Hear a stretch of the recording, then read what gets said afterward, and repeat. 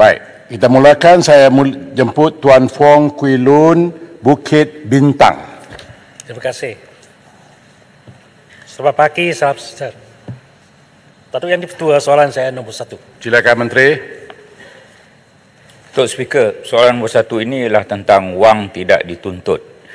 Saya ingin maklumkan di sini bahawa sehingga 30 April 2023, jumlah wang yang tidak dituntut yang diurus oleh Jabatan Akaunten Negara ialah 11.2 bilion ringgit. Banyak tu, Datuk Speaker. Dan definisi wang tidak dituntut ni ada 3. Definisi pertama ialah wang yang tidak dibayar kepada empunya seperti gaji, bonus, dividen dalam tempoh setahun atau lebih. Yang kedua, wang dalam akaun perdagangan antara pembekal dan juga syarikat ada lebihan dalam tempoh 2 tahun atau lebih.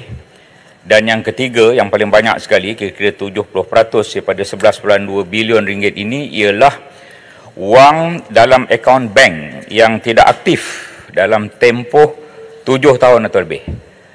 Katalah kalau Datuk Speaker buka 3-4 akaun, bank yang pertama yang Datuk Speaker buka itu dah terlupa dah. Di situ ada RM1,000. Lepas 7 tahun, wang itu akan dihantar oleh bank kepada Jabatan Akaunten Negara.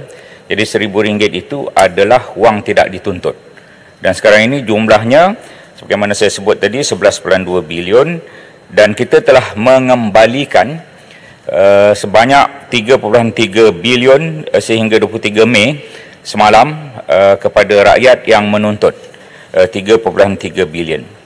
Dan soalan yang kedua dalam soalan ini adalah bagaimana kita nak memanfaatkan wang yang tak dituntut itu. 10 bilion kita masuk dalam simpanan tetap, dan daripada simpanan tetap itu dapat 250 juta ringgit setahun, kira-kira dah tiap-tiap tahun selama 10 tahun dah kita dapat. Dan wang 250 juta ringgit itu kita kembalikan semula dalam wang yang disatukan dan digunakan untuk pembangunan dan juga bantuan rakyat. Ya. Jadi ini setakat ini yang saya boleh kongsikan. Ya. Terima kasih. Terima kasih. Bukit Bintang. Terima kasih, Datuk Yang di-Pertua, soalan tambahan. Saya ingin bertanya Yang Berhormat Timbalan Menteri, adakah Yang Berhormat ingin bercadang bahawa mewujudkan satu tanah beasiswa pendidikan menggunakan wang yang tidak dituntut ini untuk membantu pelajar-pelajar yang layak dan mereka tidak mempunyai sumber kewangan? Dan apakah usaha yang kerajaan akan untuk menjejaki benda ini? Terima kasih. Silakan Menteri.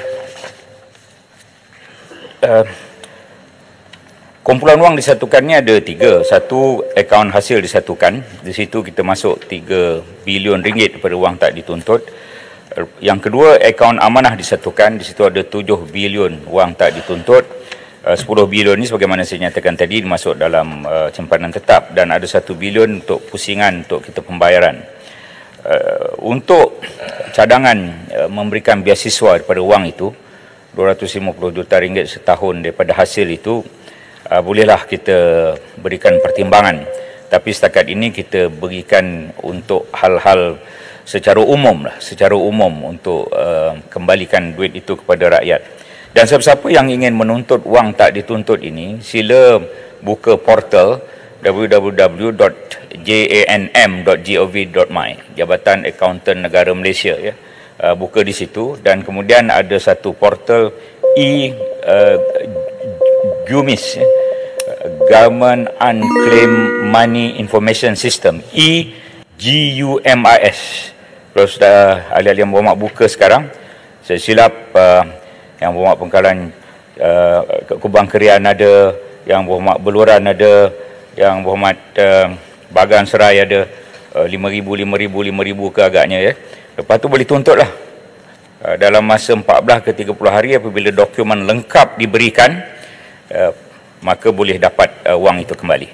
Saya juga ingin menyeru pada rakyat di luar sana yang menonton siaran ini, silalah tuntut wang yang tak dituntut itu. Pertama kena cek dulu sama ada kita ada atau tidak wang tak dituntut.